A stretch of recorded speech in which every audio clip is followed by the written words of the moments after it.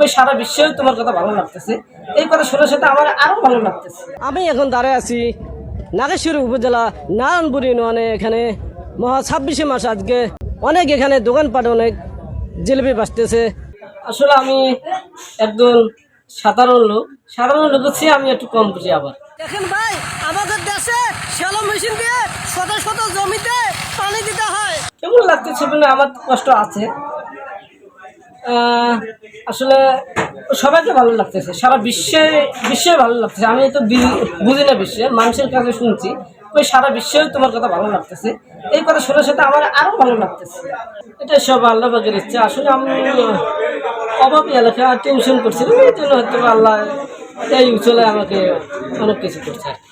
আসলে আমি একজন সাধারণ লোক হচ্ছে, আমি একটু কম বুঝি। আবার আসলে আমার বাবা মা আমার অসুস্থ, 3 ভাই 3 বোন। বাবা মা আছে, 2 বোনের বিয়ে হচ্ছে, 1 বোন এসএসসি পরীক্ষা দিবে সামনে। ঢাকা শহরে, ঢাকা সিটির ভিতরে যারা শিল্পপতি আছেন, আসলে আমাদের বাংলাদেশ চর এলাকা, চর ইপ্রিতে আপনারা খোঁজ করেন দেখেন গরিব মানুষ আছে নাকি। আসলে আমাদের বাংলাদেশে আছে কেন অনেক শিল্পপতি, ইচ্ছা করলে সব কিছু কিন্তু সম্ভব। যদি খোঁজখবর নেয় অনেক ভালো হবে। আসলে গরিব মানুষই ভালো থাকবে, শিল্পপতিও ভালো থাকবে, আমরাও ভালো থাকবো, আমার মনও খুশি থাকবে, এটাই আমি চাই।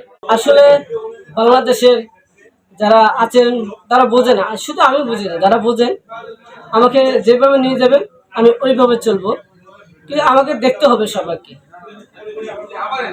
শুধু আমাকে নিয়ে আনন্দ পাবেন সেটা না, আমাকে দেখবেন আমি যেন ভালোভাবে চলতে পারি, সবাই আমাকে সাপোর্ট করবেন।